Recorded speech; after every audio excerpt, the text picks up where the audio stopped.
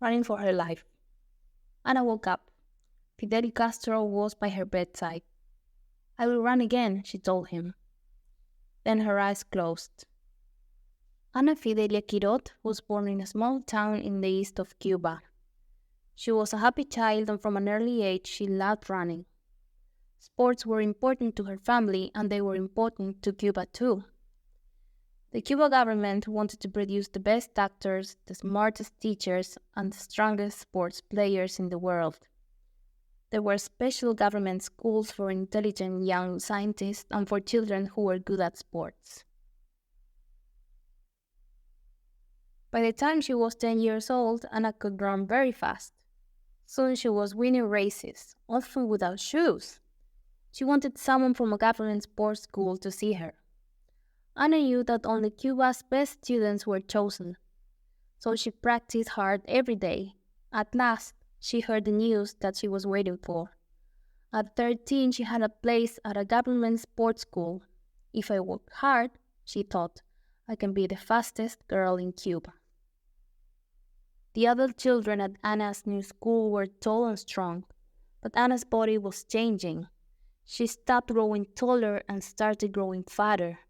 She felt heavier too, so she practiced less often. Anna's future did not seem bright and exciting to her now. But when Anna's school asked her to leave, she thought very carefully. She realized that she loved her school and her life there. It was her dream and she did not want to lose it. Luckily, Blas Beato, one of Cuba's most famous running teachers, knew about Anna. She was heavy, but she was strong and fast. Beato could see that. Try the 400-meter race, he said. I think you can be the best. It was not easy, but with Beato's help, Anna quickly became thinner. She pushed her body hard and began winning races at school again. Soon she was the fastest girl in Cuba at 400 and 800 meters. Her mind became stronger too. She learned to fight against pain and to believe in her dreams. Anna finished school and practiced harder and longer every day. In 1987, she won 2 gold medals at the Pan American Games in Indianapolis, in the US. And in 1989, she won all of her 800-meter races. Anna was very proud to run for her country. Now her name was famous around the world. 4 years after her double gold medal success in Indianapolis, Anna was ready to run again in the Pan Am Games. These races were very important to Anna because the Pan Am Games were coming to Cuba. She was Cuba's most famous runner and her country was watching her. Anna's races were fast and exciting. She ran faster than the other runners in the 400 and 800-meter races. 2 more gold medals. Anna looked up at the crowd. Thousands of happy Cubans were calling her name and smiling. Anna turned and walked slowly toward her country's president, Fidel Castro. Then she took one of her medals and placed it around Castro's neck. It was her way of saying thank you to Cuba, her country. She felt proud of the past and excited about the future. But early the next year, Anna's dreams were destroyed before they started. On January the 23rd, in 1993, Anna was washing some clothes. She was washing in the Cuban way, in a large bowl on top of a stove. She carefully added a little alcohol to the washing to make the clothes fresh and bright. But some alcohol fell onto the stove. In seconds, fire covered Anna's body. She moved away from the stove and tried to pull her sweater off, but the fire quickly reached her skin. Anna's body burned with heat and pain. She fell heavily to the floor. The doctors at Havana's Hermanos Ameijeira's hospital worked hard to save their famous patient. People all over Cuba listened carefully to the radio news. Anna's friends and family hurried to her bedside. Bad burns covered 38 of Anna's body and she was close to death. A few days later, Anna woke up. Fidel Castro was by her bedside. I will run again, she told him. Then her eyes closed. Anna spent 5 long months in the hospital. Slowly, she became stronger. First, she began walking around her room. Sometimes she cried with pain and sadness. "You must rest," her friends told her. But Anna did not listen. Every day she walked a little further. She refused to stop fighting. Only a month after her accident, Anna began walking around inside the hospital. After 2 months, she was running up and down the hospital stairs, 15 floors. Next, she asked for an exercise bike in her hospital room. The doctors could not believe their eyes. Anna Kirot was winning again, winning against pain.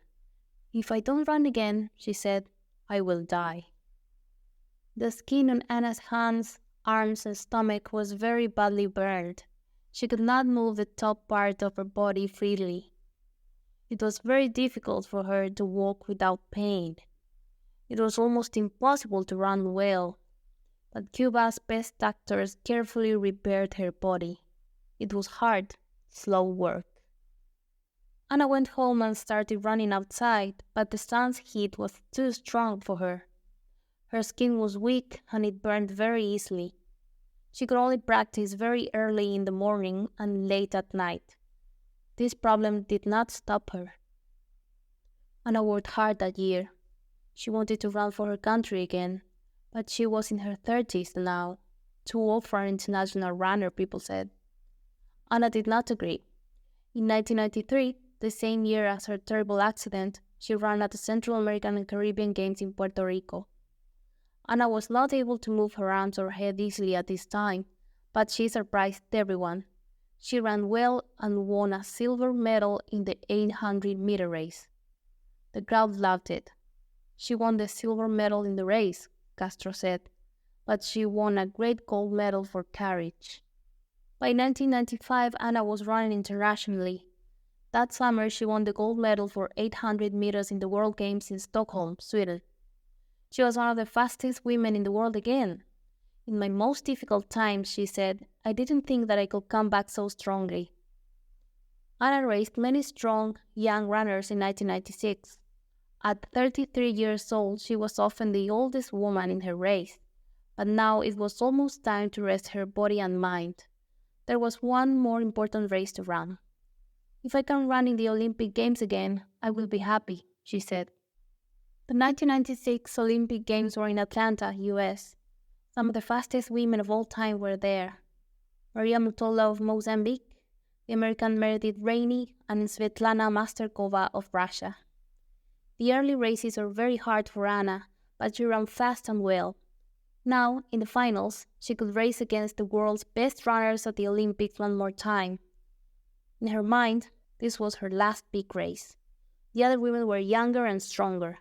Anna was happy to be with them. "I will run as fast as possible," she thought. It was a difficult race, but Anna won the silver medal. She was less than a second behind Masterkova. Anna walked off the airplane at Havana into the warm Cuban air. It was good to be home. She was Cuba's most famous and favorite runner. "Running and my country saved my life," she explained. "When I started running again, that gave me life." Anna Kirot's fight against pain and illness is an example of courage for us all. The end.